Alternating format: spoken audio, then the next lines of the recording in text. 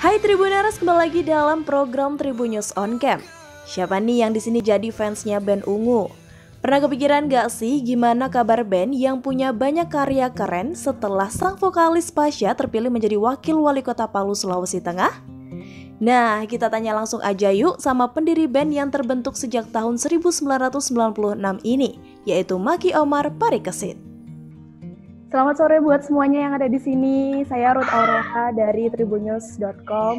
Ini pertanyaannya lebih ke pertanyaan umum sih sebenarnya. Mau tanya, kira-kira apa aja nih kesibukan band Ungu di tengah pandemi COVID-19? Lebih menikmati rumah lah, yang pasti ternyata rumah banyak sekali yang bisa dikerjain di rumah juga, bikin lagu, belajar programming, apalah yang aneh-aneh yang mungkin selama ini terlewatkan karena kasihkan keluar rumah. Main sama anak. Terus kalau Mas Pasha masih menjabat sebagai dia kesian wali kota di Palu, soalnya nggak ada. Dia udah berapa bulan ini nggak ketemu sama keluarga di Bogor soalnya.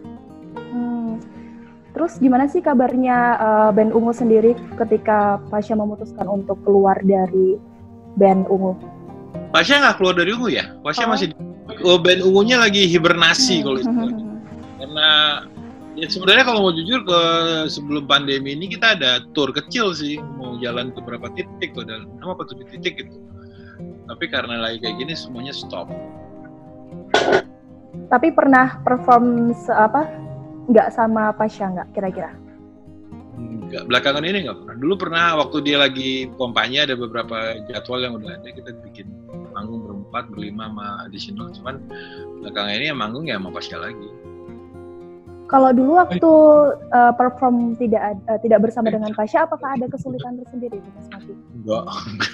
Alhamdulillah enggak. Udah kelamaan ngebandnya Mbak, jadi udah tahu caranya. Oh iya. Lalu berarti semua hubungan personel band Ungu sama Pasha masih baik-baik aja ya? Sangat baik. Tiap hari kita ngobrol di WhatsApp. Lalu alasan sebenarnya band Ungu memilih untuk tidak mencari vokalis baru memang karena Pasha masih memang gabung. Ya, memang vokalisnya Ungu dan ya kalau nyari yang baru berarti kan karena yang lama udah nggak ada ya, yang namanya masih ada ngapain nyari yang baru? Iya. Kemarin saya tadi juga sempat lihat-lihat di mana namanya di internet, Pasha sempat kembali ikut dalam album terbaru atau single baru itu, Mas? Oh enggak,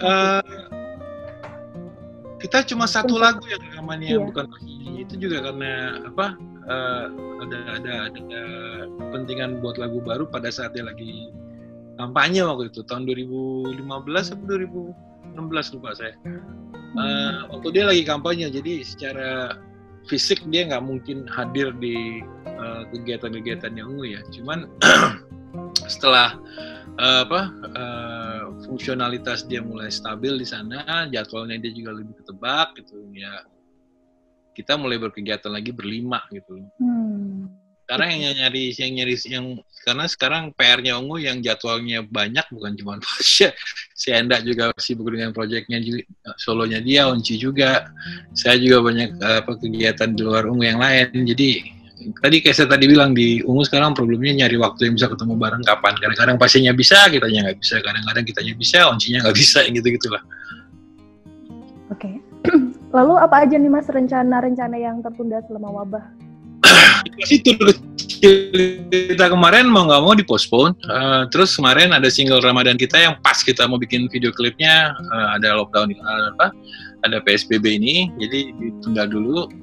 Terus tadinya kita akhir tahun ini ada rencana mau bikin konser tunggal, mungkin di-push ke tahun depan. Ada beberapa agenda yang mesti ditahan dulu.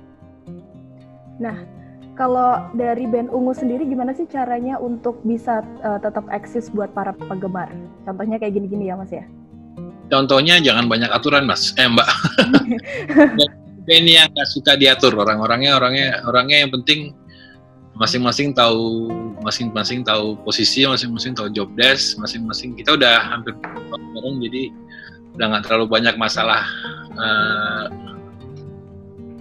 yang nggak penting lah, istilah kita masalah ego, masalah apa itu udah udah inconsequential, udah nggak, bukan pertimbangan lagi. Sekarang tinggal masalah apa nih yang seru kita kerjain bareng gitu, karena kan kita perlu, namanya juga kerja seni, kerja kreatif itu kan perlu ide-ide yang seru untuk dikerjain bareng-bareng gitu. Itu yang mungkin sekarang lagi kita cari lagi, apa nih habis ini kita ngapain ya gitu. Oke, terlepas dari band Ungu nih Mas Maki, kalau dari Mas Maki pribadi, boleh nggak ngasih tanggapan mengenai wabah corona ini? Apa sih yang meresahkan bagi Mas Maki? Banyak hal ya. Saya rasa mungkin bukan saya aja, cuman wabah corona ini sedikit banyak menutup banyak kemungkinan, tapi di sisi lain membuka kemungkinan yang lain nih. Contoh, mungkin hal-hal norma-norma yang sebelumnya kita anggap biasa, normal, jadi abnormal sekarang, kayak keluar rumah dengan apa, tanpa masker gitu kan. Dulu pakai masker kayaknya ngapain sih lu pakai masker, tapi sekarang jadi butuh kesadaran sendiri, mau jaga diri lu dan jaga lingkungan lu, pakailah masker gitu kan. Ya hal-hal yang mungkin buat dulu lebay sekarang jadi normal gitu loh. Terus tapi di sisi lain ya tadi kayak saya bilang, di rumah itu jadi banyak ide yang tadinya mungkin nggak kepikiran karena kita kesibukan di luar dengan hal-hal yang ya apapun yang kita kerjain di luar. Banyak waktu kontemplasi, banyak waktu, kalau buat saya akhirnya jadi banyak belajar hal-hal baru yang nggak sempat saya kerjain dulu karena schedule umum atau yang lain. Jadi buka pintu baru, banyak sekali buat saya komunikasi sama teman-teman di luar negeri, baca buku baru, buka YouTube ilmu-ilmu baru, dari belajar bahasa baru gitu, yang gitu-gitu. Jadi kalau saya sih itu tadi, terlepas banyak hal yang tertutup sekarang, ternyata banyak juga yang terbuka sih. Tapi ada nggak sih, Mas, hal yang paling dikangenin selama wabah corona ini? Kalau saya kebetulan orangnya senang di luar, Mbak. Saya senang naik motor keliling Jawa gitu, atau saya senang naik sepeda ke gunung gitu. Itu hal-hal yang kalau buat orang yang suka melala, atau melala itu bahasa Padang artinya kaki panjang lah, yang senangnya jalan-jalan tuh berasa banget sih. Berasa banget buat saya, nggak semudah itu untuk begitu aja, gue pengen ke Bandungan naik motor gitu. Nggak, ntar mesti bawa surat lah, mesti ini kan, katanya sekarang banyak syaratnya lah ya. Tapi ya adaptasi lah. Kalau memang ini untuk kepentingan bersama, kenapa nggak kita kerjain? Tapi karena ini kan juga banyak banget nih masyarakat yang bandel banget, kayak disuruh protokol kesehatan pakai masker, tapi masih aja yang bandel. Ini gimana nih pesan dari Mas Maki buat masyarakat yang masih bandel kayak gitu? Ya agak disayangkan aja sih kalau memang. Kalau saya sih mikirnya itu kan kepentingan bersama ya. Saya sih mikirnya, contohnya saya udah 2 bulan ini nggak ketemu ibu saya, meskipun rumahnya cuman nggak nyampe 10 menit dari sini, karena pertimbangan banyak ya, informasi yang katanya bahwa ini sensitif buat orang yang udah lebih tua dan segala macam. Ya saya akhirnya secara sadar bilang, "Ma, kita ngobrolnya di Zoom aja ya, soalnya katanya jaga-jaga aja supaya saya nggak jadi carrier atau apapun namanya istilahnya teknisnya." Cuman kalau mikirnya udah ke situ kan, mungkin kita jadi lebih gampang untuk ngikutin apa yang disarankan ya. Pakai masker lo, ntar orang tua lu gini-gini, lu nggak usah sering-sering ketemu orang tua lu, nanti kita nggak tahu lu dari mana, ntar katanya lu bawa penyakit. Iya juga ya, make sense juga ya. Toh banyak cara lain untuk komunikasi dengan mereka, mau ketemu tiap hari muka juga bisa gitu kan. Jadi ya kalau saya bilang, kalau memang ini yang dibutuhkan untuk mempercepat selesainya keadaan ini, kenapa enggak sih? Iya. Betul. Lalu balik lagi nih, Mas, ke band Ungu. Ada nggak sih pesan pribadi dari Mas Maki untuk masyarakat, maksudnya untuk teman-teman personel Ungu semuanya? Oh enggak ya. Buat anak-anak Ungu atau? Buat anak-anak Ungu. Ya kalau gue sih tiap hari berdoa kita semua sehat, keluarga kita semua sehat, diberikan kesempatan lagi untuk, ya kalau kita band pengennya manggung sih, pengen nongol gitu, pengen seru-seruan lagi sama penggemar kita gitu, ketemu di panggung, ketemu di apapun acaranya. Kalau tapi ya dalam keadaan kayak gini sih, gue pengen anak-anak Ungu insya Allah semuanya sehat, nggak harus ngelewatin ini dengan keadaan yang susah gitu, baik-baik aja semuanya gitu. Ya ada penyesuaian pasti, ada kompromi pasti, tapi ya insya Allah kita bisa ngelewatin ini baik-baik aja. Nomor satu ngelewatin ini baik-baiknya tanpa harus sakit, tanpa harus kurangan apa. Tapi berpuluh-puluh tahun bersama tuh pernah nggak sih Mas terlintas rasa bosan bersama teman-teman personel umum? Jenuh ya, ada. Bukan jenuh sama orang ya, jenuh sama rutinitasnya ya. Karena lagi di puncak-puncaknya itu 2 hari sekali manggung gitu. 2 hari sekali. Hari ini bangun di Bogor, hari ini bangun di Bandung, besok bangun di Surabaya, besok bangun di Makassar, besok ya kayak gitu. Dan itu ya alhamdulillah masih lebih mudah sih. Dulu itu proses yang melelahkan, proses yang menyenangkan juga. Dan itu konsekuensi dari kita mau main panggung ya. Makanya secara sadar kemarin kita napas dulu ya bentar yuk, setahun 2 tahun gitu kan. Nggak nyampe 2 tahun udah kangen lagi pengen manggung. Tapi walaupun dalam posisi istirahat tapi masih tetap berjalan baik ya maksudnya. Baik-baik aja. Baik-baik aja. Kalau ada ide kita lempar sama-sama. Tapi ide itu mau dikerjain jadi apa enggak? 35 kayaknya udah pernah deh, ngapain lagi ya bikin kayak gini ya. Kita cari yang asik lagi dong, bikin yang seru lagi dong, gitu aja sih. Lalu boleh dong Mas diceritain satu aja pengalaman paling menarik bersama dengan para personel umum.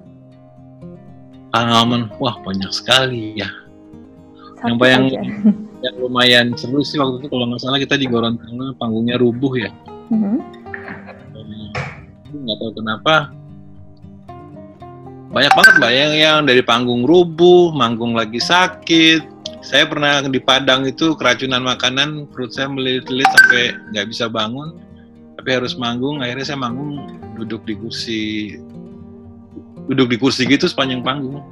Sama ada dokter standby pinggir panggung karena saya lagi sakit gitu kan. Ya konsekuensi lah, udah sampai di situ kalau mama masih bisa main bass, ya manggung gitu.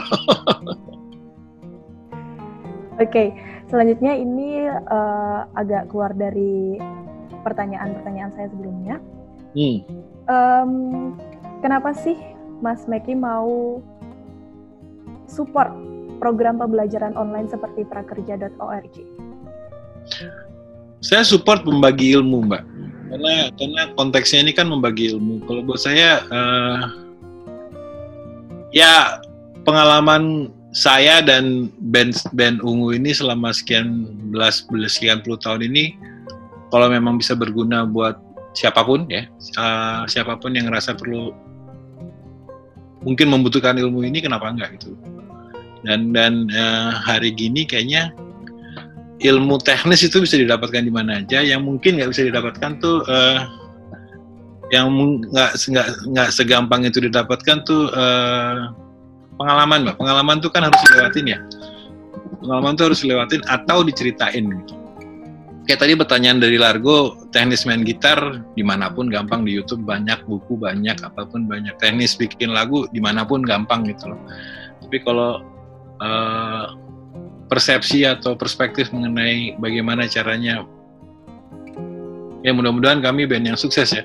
Kalau bagaimana caranya bikin band yang kompak dan bisa langgeng, itu harus dijalanin, Mbak. Nggak ada ilmunya, nggak ada pakemnya, cuman cara orang melewati pakem itu masing-masing beda. Kenapa Gigi tahan sekian lama, kenapa Ungu tahan sekian lama, kenapa Slang tahan sekian lama, masing-masing kita punya caranya sendiri yang nggak bisa ditulis atau hanya bisa diceritain, atau hanya bisa di-share langsung secara begini gitu. Makanya saya tertarik sama teman-teman di sini, begitu ngajakin. Itu saya bilang, kalau ilmu sih banyak, di mana-mana banyak. Lu tinggal beli buku, lu tinggal buka YouTube, ilmu apapun ada gitu.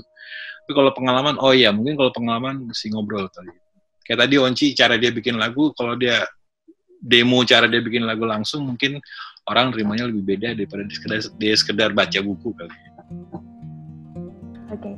Lalu ada nggak sih rencana dari band Ungu untuk terlibat politik? Individually kita sudah terlibat politik, Patah sudah berpolitik. Enda sedang berpolitik di Manado. Kalau saya kebetulan bukan orang politik, jadi kalau saya pribadi sih enggak. Saya tahu Onci enggak, saya tahu Roman enggak. Kita memilih untuk tidak berpolitik karena kalau buat saya mungkin Satu, saya nggak ngerti politik. Dua, saya nggak tertarik sama intrik sama dinamikanya politik. Dan kayaknya bukan tempat saya aja di politik gitu. Oke, baik. Terima kasih banyak Mas Maki untuk waktunya. Sudah menyempatkan waktunya untuk menjawab pertanyaan-pertanyaan dari kami. Terima kasih banyak. Terima kasih sudah nonton. Jangan lupa like, subscribe, dan share ya.